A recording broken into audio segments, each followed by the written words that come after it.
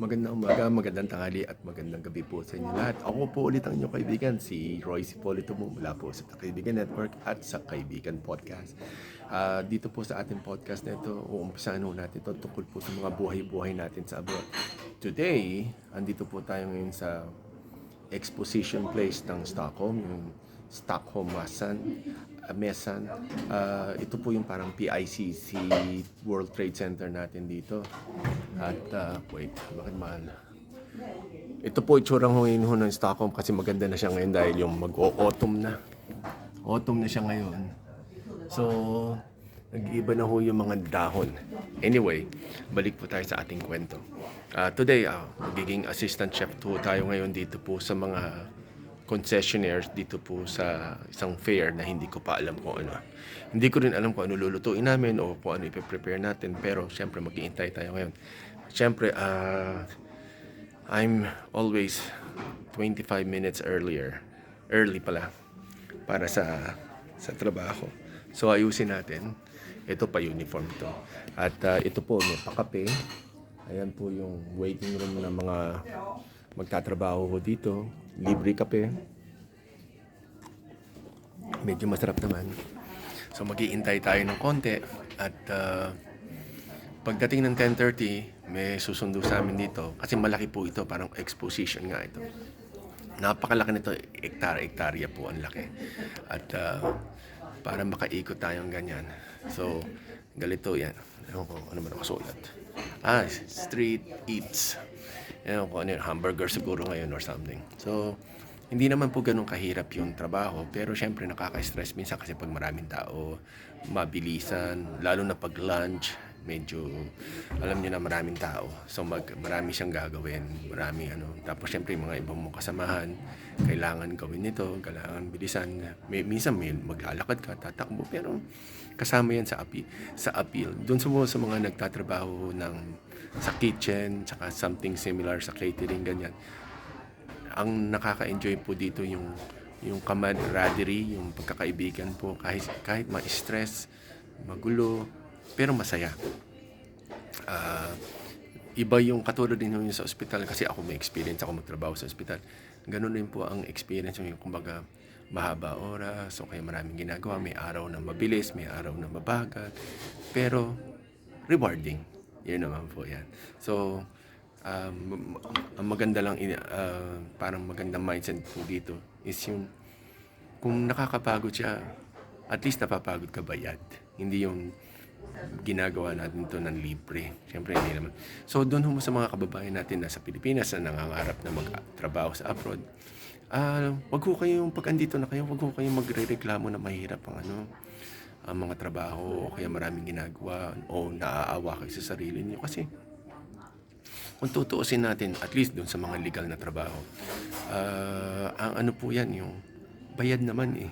Bakit po tayo maaawa sa sarili? At sa Pilipinas ka, minsan nagtatrabaho tayo. Doon po sa mga nagtatrabaho sa mga karinderya, turo-turo, kahit yung mga restaurants, kahit yung mga malalaking restaurants sa Pilipinas, di hamak naman pong mas mababa ang sweldo. Pero ang pagod po is baka mas mahirap pa yun sa Pilipinas kasi maraming manual na ginagawa. Hindi katulad dito na medyo automated na. Sarap ng kape. So, wag ho kayong maaawa sa sarili niyo pag nagtatrabaho kayo sa abroad kasi hindi niyo kailangan maawa sa sarili niyo. Imbes matuwa kayo kasi hindi naman tayo kidnap para pumunta sa abroad para magtrabaho. Pinili po natin to. Hindi naman natin to. Ewan ko lang kung sino kinidnap pero ako, sa case ko, ako voluntary na nagpunta dito. Gumawa ko ng paraan na legal. Yan po importante, legal, para makapunta po dito. At like I said, kung kaya ko ito, mas kaya niyo rin to. Ako may edad na eh. Pero like I said, konting tiyaga lang, tsaka matuto tayong humawak ng pera. Kasi doon tayo madadali sa pera, yung humawak ng pera. Kasi marami ko na nakakausap doon sa Pinoys in Europe, doon sa aming free counseling. Pinoys in Europe po sa Facebook po yan. Na yung priorities nila sa mga paggasto, sa mga kinikita nila, napupunta sa mali. So, hindi ho lumalaki. Kasi kayo ba, may nakita na ba kayo na isang puno na iisa lang ang sanga, iisa dahon? Hindi, di ba? So, kailangan yung hindi lang ito ang pinagkakakitaan nyo. Meron pa dapat kayong ibang pinagkakakitaan as long as na legal. So, ngayon yung mga kinikita nyo doon nagkakatalo ang nasa abroad. Yung investment pa. Saan mapupunta? Ngayon, depende yan sa katayuan yan, tsaka sa ano nino. Hindi ho rin ho maganda magtayo ng business pag nasa malayo kayo at paggagamit nyo lang o pa-manage nyo lang sa kamag-anak ninyo kasi sigurado pong malaki ang chance hindi magkiklik at malaking problema. Meron pong kasabihan na don't do business with family. Yan ho masasabi ko mas maganda. Hindi ko sinasabi na masama ang mga kamag-anak natin pero mas maganda po yung wag na mag-business kasi talagang hindi ideal. Mahirap ispilengin, mahirap kausapin, basta mas complicated po. Mas madaling mag-utos sa ibang tao kaysa sa kamag-anak. Yun po yan. Maraming mga businesses po na very established na meron silang unwritten o kaya yung sinasabi nila na walang kamag-anak, hindi pwedeng mag-asawa, magkamag-anak, nagtatrabaho kasi nga masyadong complicated pag yung mga ganon.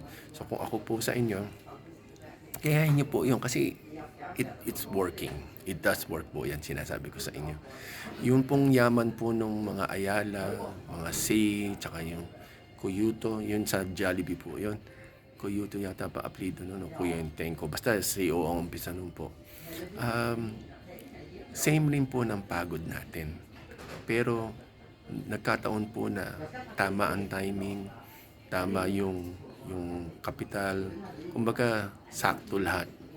Kasi minsan araw-araw po dumarating ang pagkakataon sa atin pero ang tanong, are we ready to receive it? So yun, may dumating na opportunity, wala tayong pera.